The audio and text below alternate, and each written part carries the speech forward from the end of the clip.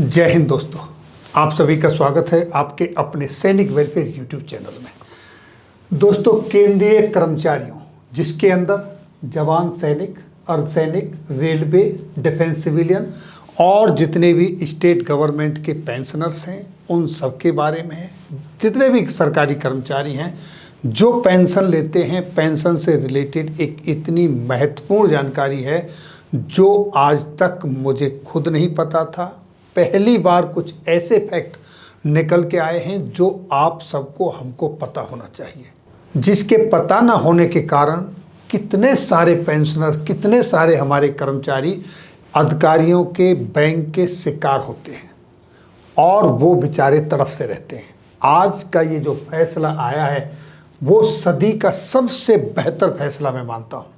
और या ये यूँ कहिए कि अब तक मेरी नॉलेज में जो इस तरीके का फैसला आया है वो अपने आप में एक बहुत ही काबिल तारीफ़ है।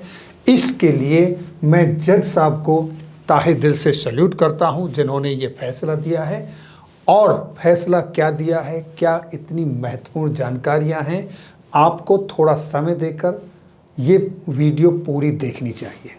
लेकिन कहानी क्या थी वो बताने से पहले फर्स्ट में हर बार मैं किसी भी वीडियो की जो इन्फॉर्मेशन है आपके साथ स्टार्टिंग से शेयर करता हूं। जैसे कि यहाँ भी ये स्टार्टिंग से ये टाइम्स ऑफ इंडिया के अंदर एक न्यूज़ निकली, Karnataka high court fumes as pension to 102 year old withheld, यानी कि 102 साल पुराने एक पेंशनर की जो पेंशन रोकी गई थी कर्नाटक हाई कोर्ट ने, उसमें एक ऐसा लाजवाब फैसला दिया है जिसे आप सुनेंगे तो आप भी दंग रह जाएंगे। मैं पहले इसकी इन्फॉर्मेशन देने से पहले जो नए नए फैक्ट निकल के आए हैं आज इस फैसले के बाद मैं उन पर प्रकाश डालता हूं, क्योंकि आपके पास भी टाइम कम होता है, पूरी वीडियो नहीं देखते, इसलिए आज मैं पीछे से बताता हूं कि क्या क्या इम्पोर्टेंट है जो आपको नहीं, जितने भी पेंशनर हैं, जितने भी सरकारी कर्मचारी हैं उन सबको पता होना चाहिए। पहले तो ये देखिए कि जो ऑर्डर दिया है उस ऑर्डर में बताया क्या गया है। ऑर्डर में पहला जो उन्होंने कहा है, रिट पिटीशन के लिए 1 लाख रुपए का जुर्माना ठोका गया है, 1 लाख रुपए का। और respondent number 1 and 4, respondent number 1 जो गृह मंत्रालय है और रेस्पोंडेंट नंबर 4 बैंक जहां से पेंशन मिलती है, उनके ऊपर 1 लाख रुपए का जुर्माना ठोका है, पहला।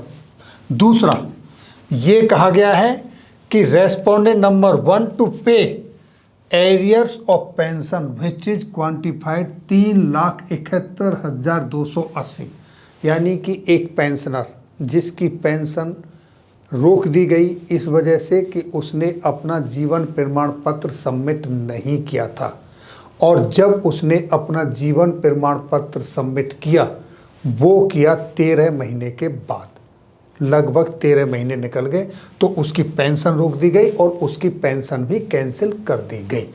उसके लिए पेंशनर ने कोर्ट के दरवाजे खटखटाए और क्या क्या हुआ वो मैं आपको आगे बताऊंगा। पहले देखिए, ये कहा गया है कि पहले तो ये 3,71,280 रुपये उसको पे करें जो उसकी पेंशन रोकी गई उस समय की, जब उसने जीवन प्रमाण पत्र नहीं दिया, और वो भी 6% ब्याज के साथ, 6% ब्याज के साथ। कब से?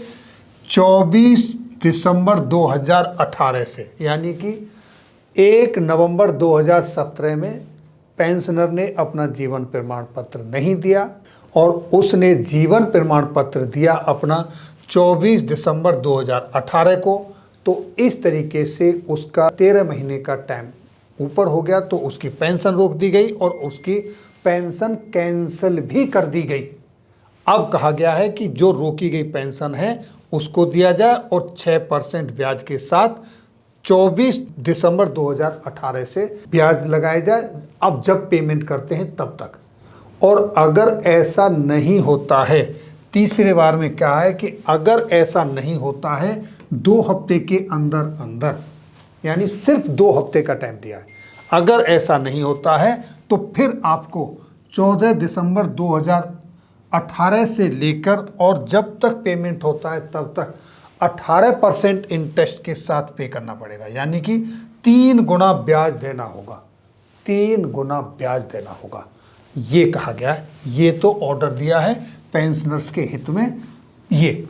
अब मैं आपको कुछ वो फैक्ट्स बताता हूं जो शायद आपको नहीं पता होंगे।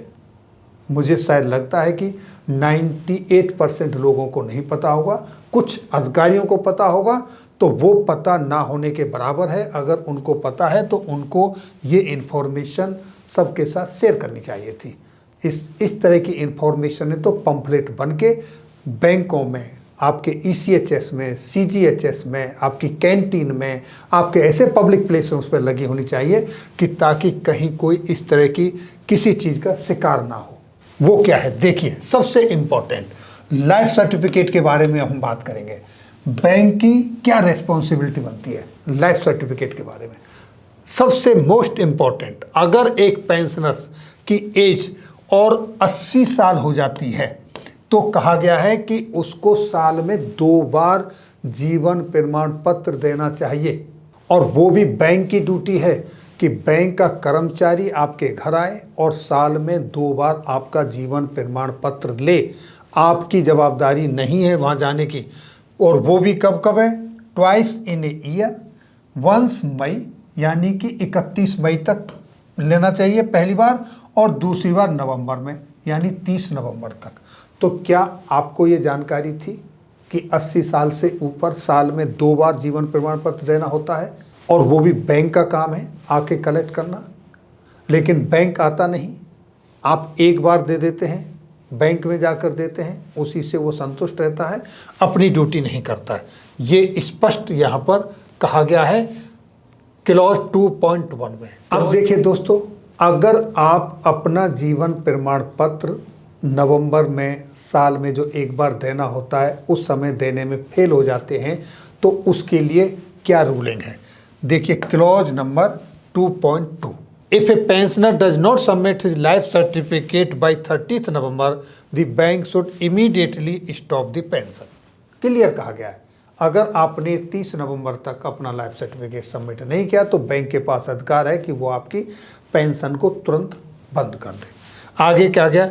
If the pensioner submit the life certificate few months after the November deadline but before next 31st October, then the bank may resume the pension and pay the arrears.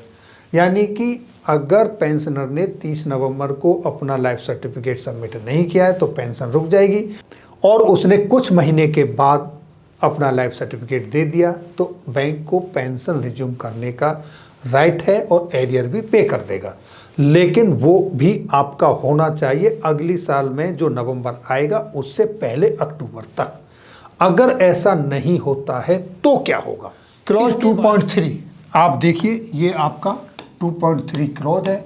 इसमें कहा गया if pensioner does not submit his life certificate by 30th November and thereafter does not submit it even till next 31st October, यानी कि 11वें महीने तक भी नहीं हुआ, then the pension is deemed to have been cancelled, यानी कि उसके बाद आपकी पेंशन कैंसल्ड हो जाएगी। जो आपको पेंशन मिलती है, जो आपकी पेंशन सैंक्शन हुई है, वो आपकी पेंशन खत्म हो जाएगी, ये कहता है। And in such cases the bank should return the disburse portion of PPO to the CPAO, यानी कि जो आपका PPO है बैंक के पास वो CPA को वापस कर देगा और बैंक के यहाँ से आपका नाम खत्म हो जाएगा, पेंशन आपकी कैंसल, उसके बाद आपको पेंशन नहीं मिलेगी।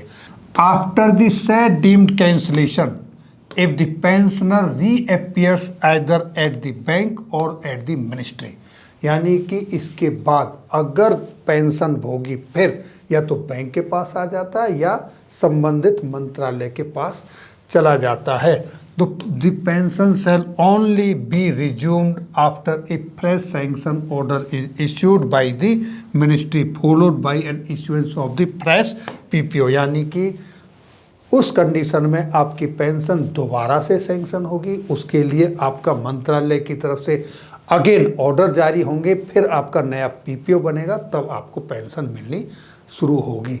तो यहाँ ये चीज़ निकल के आई है और ऐसे पीरियड का आपको एरियर भी नहीं मिलेगा, यानी उस पीरियड का एरियर आपको नहीं मिलेगा अगर ऐसा होता है तो दोस्तों ये बहुत ही इम्पोर्टेंट है कि इन केस अगर आपका लाइफ सर्टिफिकेट सबमिट नहीं होता है तो इतना लंबा पीरियड ना हो जाए किसी भी कारण से कि आपकी पेंशन ही कैंसिल हो जाए। दूसरा, अगर आप 80 ईयर्स से एबव हैं तो उस कंडीशन में बैंक की रेस्पॉन्सिबिलिटी बनती है कि आपका लाइफ सर्टिफिकेट आपके घर से आकर ले, अगर नहीं लिया है तो।